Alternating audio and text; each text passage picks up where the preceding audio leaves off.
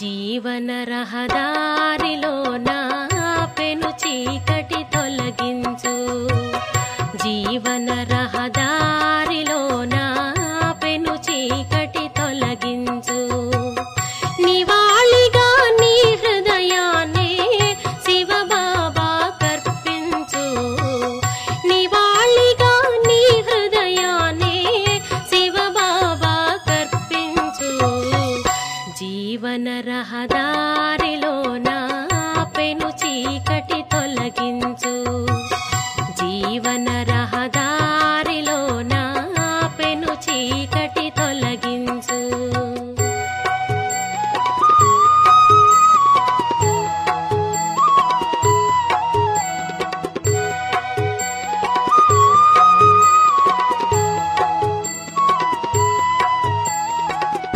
ఫలితమేమి లేదురా,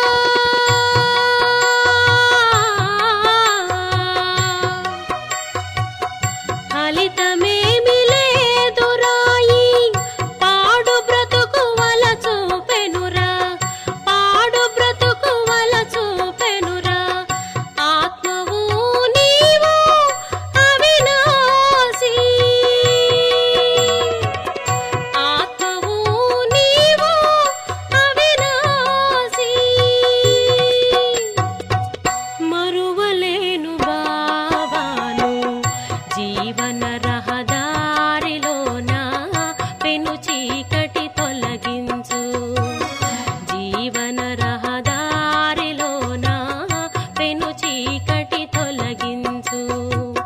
నివాళిగా నీ హృదయాన్నే శివబాబా కర్పించు, నివాళిగా నీ హృదయాన్నే శివబాబా కర్పించు.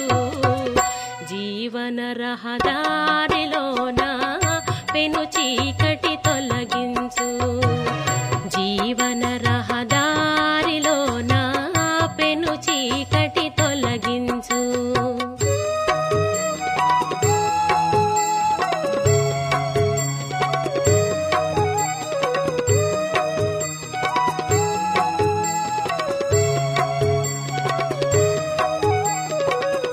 ఈశ్వరుడే సద్గురువు,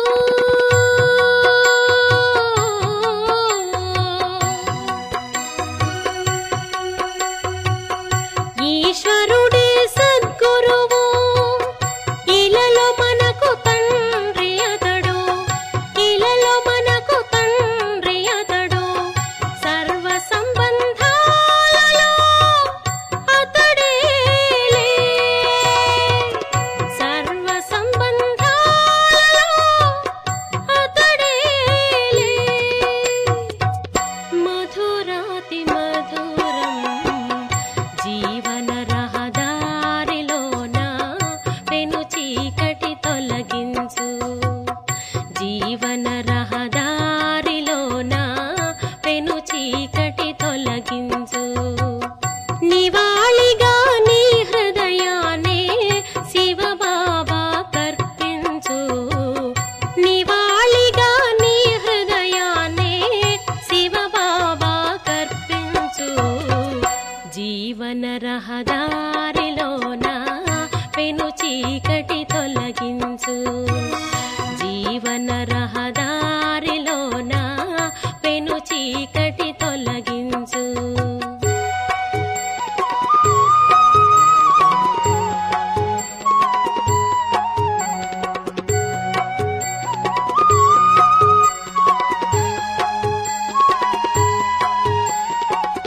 వృధా చేయకోయి సమయం,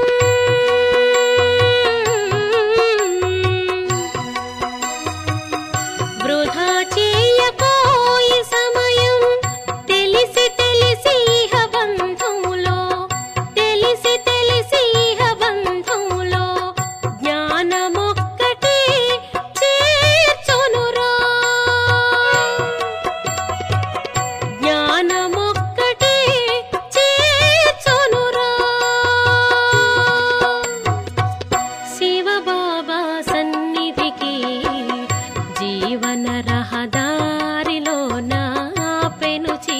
చీకటి తొలగించు.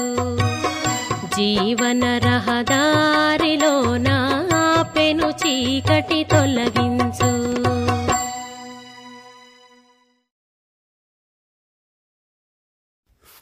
ఓం శాంతి. మధురమైన పిల్లలారా, మీ దీపాన్ని మీరే సంభాళించుకోవాలి. తుఫాన్ నుండి రక్షణ పొందేందుకు జ్ఞానయోగాలనే నెయ్యి తప్పకుండా కావాలి. ప్రశ్న: ఏ పురుషార్థము గుప్త తండ్రి నుండి గుప్త వారసత్వం ఇస్తుంది? జవాబు: అంతర్ముఖత అనగా నిశ్శబ్దంగా ఉంటూ తండ్రిని స్మృతి చేస్తే గుప్త వారసత్వం లభిస్తుంది. స్మృతిలో ఉంటూ ఆత్మ శరీరాన్ని వదిలిపోతే చాలా మంచిది. ఇందులో ఏ కష్టమూ లేదు. స్మృతితో పాటు జ్ఞానయోగాల సేవ కూడా చేయాలి. అలా చేయలేకుంటే కర్మణా సేవ చేయండి. చాలామందికి సుఖాన్ని ఇచ్చే ఆశీర్వాదాలు లభిస్తాయి. నడవడికలు మాటలు కూడా చాలా సాత్వికంగా ఉండాలి. పాట: నిర్బలునితో బలవంతుని యుద్ధము. ఓం శాంతి. బాబా అర్థం చేయిస్తూ ఉన్నారు. ఇటువంటి పాటలు విన్నప్పుడు ప్రతి ఒక్కరికి వాళ్ళకే తమను తాము గురించి విచార సాగరమతనం చేయాలి. మనుషులు మరణిస్తే 12 రోజులు దీపం వెలిగిస్తారని మీకు తెలుసు. మీరు మరణించేందుకే ఏర్పాటు చేసుకుంటున్నారు. పురుషార్థం చేసి మీ దీపాన్ని మీరే వెలిగించుకుంటూ ఉన్నారు.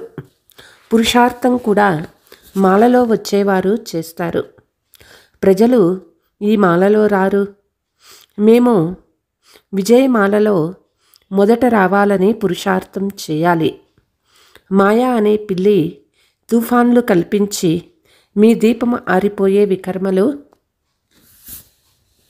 చేయించరాదు. దీని కొరకు జ్ఞానయోగాలనే 2 శక్తులు కావాలి. యోగముతో పాటు జ్ఞానము కూడా అవసరం. ప్రతి ఒక్కరూ తమను తాము దీపాన్ని సంభాళించుకోవాలి. చివరి వరకు పురుషార్థం జరుగుతూనే ఉండాలి. రేస్ నడుస్తూనే ఉంటుంది కనుక పరిగెత్తినప్పుడు జ్యోతి వెలుగు తగ్గిపోకుండా ఆరిపోకుండా చాలా సంభాళించుకోవాలి. అలా ఉండేందుకే జ్ఞానయోగాలనే నేతిని ప్రతిరోజు వేస్తూ ఉండాలి. యోగబలమే లేకుంటే పరిగెత్తలేరు, వెనకపడిపోతారు. పాఠశాలల్లో సబ్జెక్టులు ఉంటాయి. ఏదైనా ఒక సబ్జెక్ట్లో శక్తివంతంగా లేకుంటే లెక్కలపై చాలా శ్రద్ధ చూపిస్తారు. ఇక్కడ కూడా అలాగే ఉంది. స్థూల సేవ అనే సబ్జెక్టు కూడా చాలా మంచిది. చాలామంది నుండి ఆశీర్వాదాలు లభిస్తాయి. కొంతమంది జ్ఞాన సేవ చేస్తారు. రోజు రోజుకి సేవ వృద్ధి చెందుతూ ఉంటుంది. కొంతమంది ధనవంతులకి 6-8 దుకాణాలు కూడా ఉంటాయి. అన్నీ ఒకే విధంగా జరగవు. కొన్ని దుకాణాలలో తక్కువగా, కొన్నింటిలో ఎక్కువగా గిరాకీలు ఉంటారు. మీ దుకాణాలు కూడా రాత్రి పురుసత్ లేకుండా జరిగే రోజులు వస్తాయి. జ్ఞానసాగరుడైన తండ్రి వచ్చి ఉన్నారని వారు అవినాశి జ్ఞానరత్నాలతో జోలెను నింపుకుంటున్నారని అందరికీ తెలుస్తుంది. తరువాత చాలామంది పిల్లలు వస్తారు. ఎంతమంది వస్తారో అడగద్దు. ఫలానా చోట ఈ వస్తువులు చాలా చౌకగా దొరుకుతాయని ఒకరికొకరు చెప్పుకుంటారు కదా. ఈ రాజయోగ శిక్షణ చాలా సహజమని పిల్లలు మీకు కూడా తెలుసు. జ్ఞానరత్నాల గురించి అందరికీ తెలిస్తే అనేక మంది వస్తూ ఉంటారు. ఈ జ్ఞానయోగాల సేవ మీరు చేస్తూ ఉన్నారు. జ్ఞానయోగాల సేవ చేయలేని వారు కర్మణా సేవ చేసిన మార్కులు లభిస్తాయి. అందరి ఆశీర్వాదాలు లభిస్తాయి. ఒకరికొకరు సుఖం ఇస్తూ ఉండాలి. ఇది చాలా చాలా చౌక బండారము.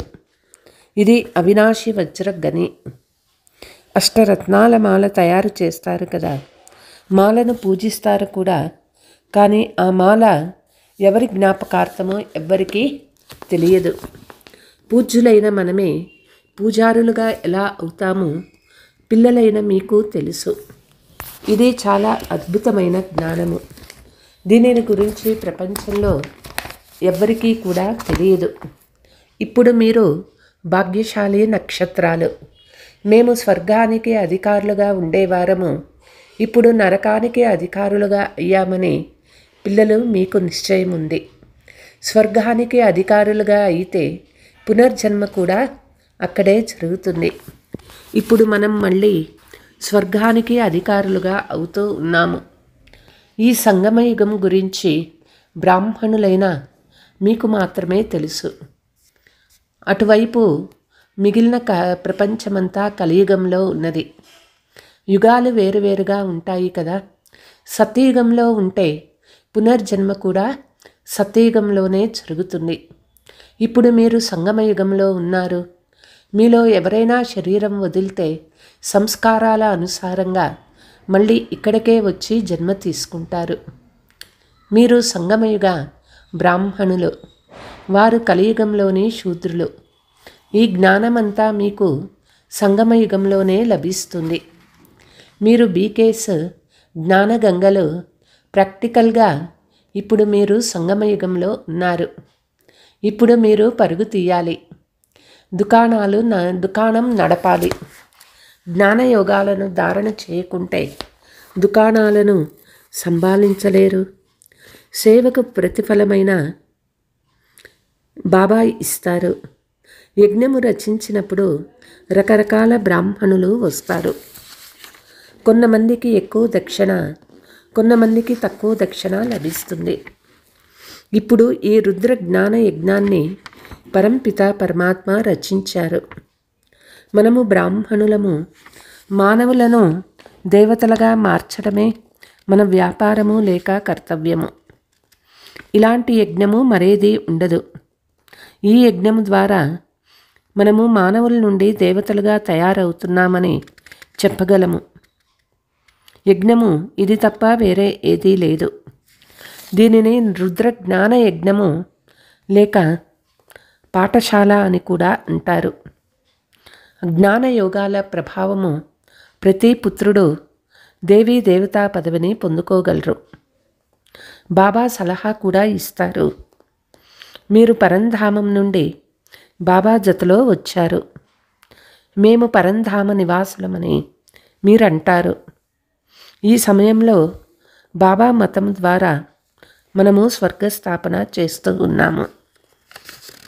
ఎవరైతే స్థాపన చేస్తారో వారు తప్పకుండా యజమానులుగా అవుతారు. ఈ ప్రపంచంలో మనం అత్యంత భాగ్యశాలులమని జ్ఞాన సూర్య, జ్ఞాన చంద్రుల, జ్ఞాన నక్షత్రాలమని మీకు తెలుసు. అలా తయారు చేసేవారు జ్ఞాన సాగర్లు. ఈ సూర్య చంద్ర నక్షత్రాలైతే స్థూలంగా ఉన్నాయి, వాటితో మనల్ని పోల్చుస్తారు. కనుక మనం కూడా మళ్ళీ జ్ఞాన సూర్య, జ్ఞాన చంద్ర, జ్ఞాన నక్షత్రాలుగా అవుతాము. మనల్ని ఇలా తయారు చేయవారు జ్ఞాన సాగర్లు. పేర్లేమో ఉంటాయి కదా. మనం జ్ఞాన సూర్యుడు లేక జ్ఞాన సాగర్ల పిల్లలము. వారిక్కడ నివసించువారు కాదు. బాబా చెప్తూ ఉన్నారు, నేనొచ్చి మిమ్మల్ని నా సమానంగా తయారు చేస్తాను. జ్ఞాన నక్షత్రాలు మీరిక్కడే తయారవ్వాలి. మనము భవిష్యత్తులో మళ్ళీ ఇక్కడే స్వర్గానికి యజమానులుగా అవుతామని మీకు తెలుసు. పురుషార్థం పైనే అంతా ఆధారపడి ఉంది. మనము మాయపై విజయం పొందే యోధులము. వారు మనస్సుని వశపరుచుకునేందుకు ఎన్నో హఠయోగాలు మొదలైనవి చేస్తారు. మనం హఠయోగాలు మొదలైనవి చెయ్యలేము. బాబా చెప్తారు, మీరు ఏమాత్రము కష్టము మొదలైనవి చేసే అవసరం లేదు. మీరు నా వద్దకు రావాలి, కనుక నన్ను స్మృతి చేయండని మాత్రమే చెప్తాను. నేను పిల్లలైన మిమ్మల్ని తీసుకువెళ్లేందుకు వచ్చాను. ఈ విధంగా ఏ ఇతర మనుషులు చెప్పలేరు. భలే తమను ఈశ్వరుడు అని చెప్పవచ్చు, కానీ మార్గదర్శకుడును అని చెప్పలేరు. బాబా అంటూ ఉన్నారు, నేను ముఖ్యమైన మార్గదర్శకుణ్ణి. కాలునకే కాలుడు సత్యవంతుడు. సావిత్రి కథ ఉంది కదా, వారిది శారీరక ప్రేమ అయినందున సావిత్రి దుఃఖపడింది. మీరైతే సంతోషిస్తారు. నేను ఆత్మలైన మిమ్మల్ని తీసుకువెళ్తాను. బాబా వచ్చి ప్రేయసి అందరినీ వాపస్ తీసుకువెళ్తారు. కాబట్టి వారిని స్మృతి చేయాలి. ఇప్పుడు మనము చదువుకుంటున్నామని మళ్ళీ ఇక్కడికి వస్తామని మీకు తెలుసు. మొదట స్వీట్ హోమ్కు వెళ్తారు, మళ్ళీ కిందకు వస్తారు. పిల్లలైన మీరు స్వర్గంలోని నక్షత్రాలు. ఇంతకుముందు నరకంలోని నక్షత్రాలు పిల్లలను నక్షత్రాలని అంటారు. మీరు నెంబర్ వారుగా పురుషార్థానుసారము భాగ్యశాలి నక్షత్రాలు. మీకు తాతగారి ఆస్తి లభిస్తుంది. ఇది చాలా శక్తిశాలి గని. ఈ గని ఒక్కసారి మాత్రమే బయటపడుతుంది. ఆ గనులైతే చాలా ఉన్నాయి కదా, ఆ గనులు వెలువడుతూనే ఉంటాయి. ఎవరైనా వెతికితే చాలా కనిపిస్తాయి. ఈ గని అయితే ఒక్కసారి మాత్రమే ఒక్కటే లభిస్తుంది. ఇది అవినాశి జ్ఞానరత్నాల ఖజానా. ఆ పుస్తకాలైతే చాలా ఉన్నాయి, కానీ వాటిని రత్నాలని అనరు. బాబాను జ్ఞానసాగర్లని అంటారు. అవినాశి జ్ఞానరత్నాల నిరాకార గని. ఈ రత్నాలతో మనం జోలెలు నింపుకుంటూ ఉంటాము. పిల్లలు మీకు ఖుషి ఉండాలి. ప్రతి ఒక్కరికి నష కూడా ఉంటుంది. దుకాణంలో వ్యాపారము ఎక్కువగా జరిగితే పేరు ప్రఖ్యాతులు కూడా లభిస్తాయి. ఇక్కడ ప్రజలనే కాకుండా వారసులను కూడా తయారు చేస్తూ ఉన్నారు. ఇక్కడ రత్నాలతో జోలని నింపుకొని వెళ్ళి అక్కడ దానం చేయాలి. ఒక్క పరంపిత పరమాత్మ మాత్రమే జ్ఞానరత్నాలతో జోలను నింపే జ్ఞానసాగరుడు. అంతేకాని వారు చెప్పినట్లు దేవతలకు రత్నాలతో నింపిన పళ్ళ్యాలను ఇచ్చే సాగరం కాదు. ఆ సాగరం నుండి రత్నాలు లభించవు. ఇది జ్ఞానరత్నాల విషయము. డ్రామా అనుసారము మీకు మళ్ళీ రత్నాల గని కూడా లభిస్తుంది. అక్కడ మీకు లెక్కలేనన్ని వజ్ర వైడూర్యాలు ఉంటాయి. వాటితోనే భక్తి మార్గంలో మళ్ళీ మందిరాలు మొదలైనవి నిర్మిస్తారు. భూకంపాలు మొదలైనవి జరిగినందున మందిరాలన్నీ భూస్థాపితం అయిపోతాయి. అక్కడ భవనాలు మొదలైనవి చాలా నిర్మిస్తారు. ఒకటి కాదు, ఇక్కడ కూడా రాజులకు చాలా పోటీ ఏర్పడుతుంది. కల్ప క్రితము భవనం ఎలా నిర్మించారో మళ్ళీ అలాగే నిర్మిస్తారని మీకు తెలుసు. అక్కడ ఇండ్లు మొదలైనవి చాలా సులభంగా తయారవుతూ ఉంటాయి. సైన్స్ చాలా పనిచేస్తుంది, కానీ ఇక్కడ సైన్స్ అనే పదము ఉండదు. హిందీలో సైన్స్ని విజ్ఞానము అని అంటారు. ఈ రోజుల్లో విజ్ఞాన భవనం అనే పేరు కూడా ఉంచారు. విజ్ఞానం అనే పదము జ్ఞానం జతలో ఉంటుంది. జ్ఞానము మరియు యోగాలను విజ్ఞానం అని కూడా అంటారు. జ్ఞానం ద్వారా రత్నాలు లభిస్తాయి. యోగము ద్వారా మనము సదా ఆరోగ్యవంతులుగా అవుతాము. ఇది జ్ఞాన యోగాల నాలెడ్జ్. దీని ద్వారా మళ్ళీ వైకుంఠంలో పెద్ద పెద్ద భవనాలు తయారవుతాయి. మనం ఇప్పుడు ఈ జ్ఞానమంతా తెలుసుకున్నాము. భారతదేశాన్ని మనం స్వర్గంగా తయారు చేస్తున్నామని మీకు తెలుసు. ఈ దేహముపై మీకు ఎటువంటి మమకారము లేదు. మనం ఆత్మలము ఈ శరీరాన్ని వదిలి స్వర్గానికి వెళ్ళి కొత్త శరీరాన్ని తీసుకుంటాము. అక్కడ కూడా ఒక పాత శరీరాన్ని వదిలి కొత్త దానిని తీసుకుంటామని భావిస్తారు. అక్కడ ఎలాంటి దుఃఖము లేక శోకము ఉండదు. నూతన శరీరాన్ని ధరించటం మంచిదే కదా. కల్ప క్రితము తయారైనట్లు ఇప్పుడు మళ్ళీ మనల్ని బాబా తయారు చేస్తూ ఉన్నారు. మనం మానవుల నుండి దేవతలుగా అవుతూ ఉన్నాము. కల్ప క్రితం కూడా తప్పకుండా అనేక ధర్మాలు ఉండేవి. గీతలో ఇది ఏమాత్రమూ లేదు. బ్రహ్మ ద్వారా ఆది సనాతన దేవీ దేవతా ధర్మము స్థాపన అవుతుందని గాయనమున్నది. అనేక ధర్మాల వినాశం ఎలా జరుగుతుందో మీరు అర్థం చేసుకోగలరు. ఇప్పుడు స్థాపన జరుగుతూ ఉంది. దేవీ దేవతా ధర్మము లోపించినప్పుడు బాబా ఇక్కడికి వచ్చారు. అటువంటప్పుడు పరంపర నుండి ఎలా నడుస్తుంది? ఇది చాలా సహజమైన విషయాలు. వినాశమయ్యేది ఏది? అనేక ధర్మాలు, ఇప్పుడు అనేక ధర్మాలు ఉన్నాయి కదా. ఇది అంతిమ సమయము. మొత్తం జ్ఞానమంతా బుద్ధిలో ఉండాలి. అంతేకాని శివబాబాయే అర్థం చేయిస్తారని కాదు. ఈ బాబా ఏమీ తెలుపరా? ఇతనికి కూడా పాత్ర ఉన్నది. శ్రీమతము బ్రహ్మదే గాయనం కూడా ఉంది. కృష్ణునికి శ్రీమతం అని అనరు. అక్కడ అందరూ శ్రేష్టంగా ఉంటారు. వారికి మతం అవసరం లేదు. ఇక్కడ బ్రహ్మ నుండి మతము లభిస్తుంది. అక్కడ యథా రాజా రాణి తథా ప్రజ, అందరి మతము శ్రేష్టంగానే ఉంటుంది. తప్పకుండా ఎవరో ఆ మతాన్ని ఇచ్చే ఉంటారు. దేవతలు శ్రేష్ఠ మతానికి చెందినవారు. శ్రీమతం ద్వారానే స్వర్గము తయారవుతుంది. ఆసురీ మతం ద్వారా నరకం తయారవుతుంది.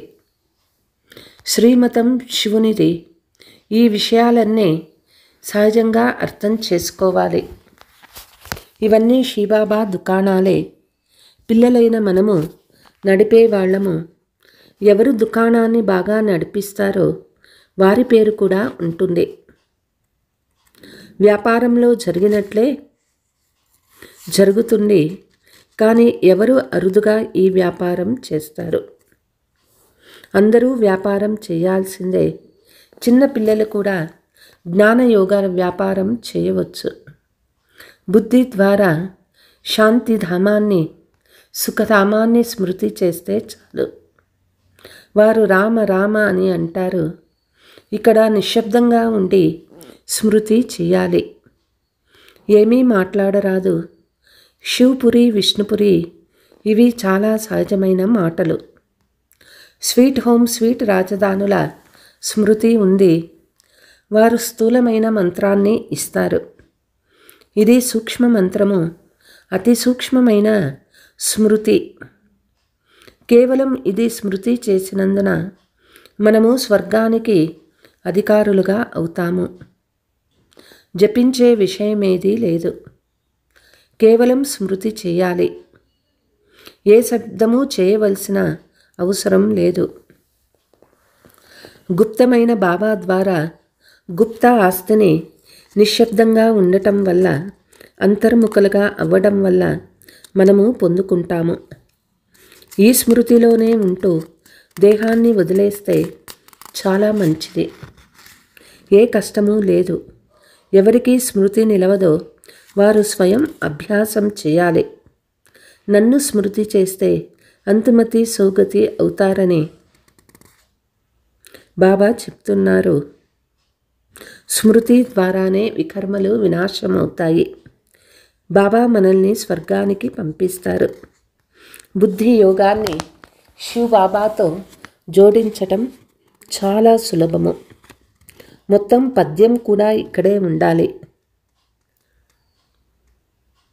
పద్యం ఉండాలి. సతో ప్రధానంగా అవ్వాలి అంటే అన్నీ సాత్వికంగా ఉండాలి. నడవడికలు సాత్వికమే. మాట్లాడటం కూడా సాత్వికంగానే ఉండాలి. ఇది మీతో మీరు మాట్లాడుకోవటం. తోటి వారితో ప్రియంగా మాట్లాడాలి. పాటలో కూడా ఉంది కదా, ప్రియాతి ప్రియంగా మాట్లాడటం కూడా అత్యంత విలువైనటువంటిది. మీరు రూప్ బసంత్ అయినారు. తండ్రి జ్ఞానసాగర్లైనందున వారొచ్చి తప్పకుండా జ్ఞానమే వినిపిస్తారు. బాబా ఒక్కసారి మాత్రమే వచ్చి శరీరాన్ని ధరిస్తారని చెప్తూ ఉన్నారు. ఇదేమీ తక్కువైన ఇంద్రజాలం కాదు. బాబా కూడా రూప్ బసంతే అయినారు. అయితే నిరాకారులు కనుక మాట్లాడరు. శరీరాన్ని తీసుకున్నారు, కానీ వారు పునర్జన్మలలో రారు. ఆత్మలైతే పునర్జన్మలు తీసుకుంటాయి. పిల్లలు మీరు బాబాకు అర్పణ అవుతారు. అందుకే బాబా అంటూ ఉన్నారు, నాకు సమర్పణ అయిన తర్వాత ఎవరిపై మమకారం ఉంచరాదు, నాది అని ఏమాత్రం భావించరాదు. మమకారాన్ని నశింపచేసేందుకు బాబా యుక్తి రచించారు. అడుగడుగునా తండ్రిని అడగాల్సి ఉంటుంది. మాయా చెంపదెబ్బ వేస్తుంది, మల్ల యుద్ధం చేస్తుంది. చాలామంది దెబ్బతిని మళ్ళీ లేచి నిలబడతారు. బాబా మాయా చెంపదెబ్బ కొట్టి ముఖాన్ని నల్లగా చేసిందని కూడా వ్రాస్తారు. 4 అంతస్తుల నుండి కింద పడినట్లు అవుతుంది. కోపము చేసుకుంటే 3 అంతస్తుల నుండి పడినట్లు అవుతుంది. ఇవి చాలా అర్థం చేసుకునే విషయాలు. పిల్లలు టేప్ కొరకు కూడా అడుగుతూ ఉంటారు. బాబా మీరు టేప్ పంపిస్తే మేము ఖచ్చితంగా మురళి పూర్తిగా వింటాము అని అంటారు. దానికి కూడా ఏర్పాట్లు జరుగుతూ ఉన్నాయి. చాలామంది వింటే వారి బుద్ధి వికసిస్తుంది. అనేక మంది కళ్యాణం జరుగుతుంది.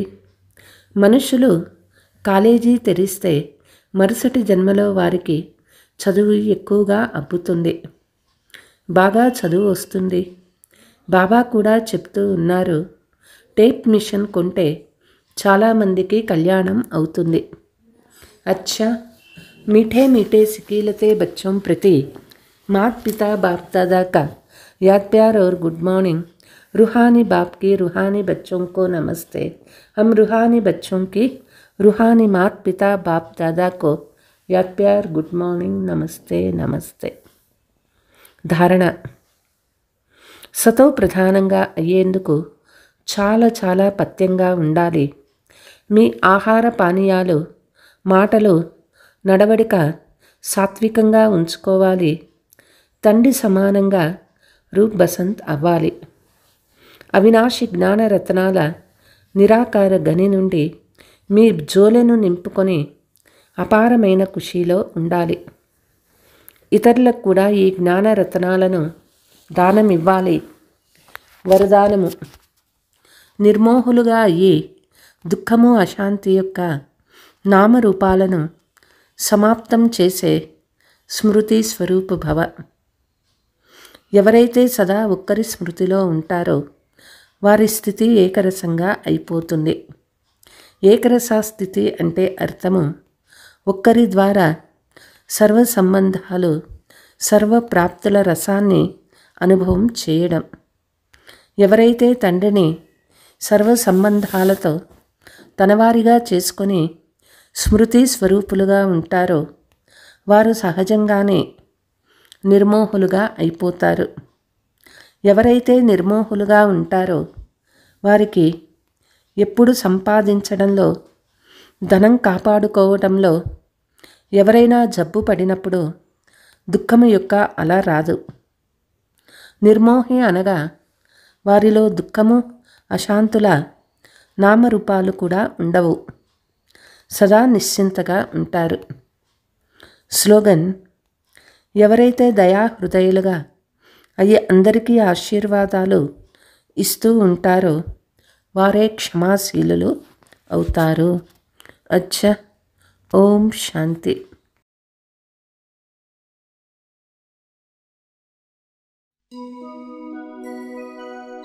Thank you.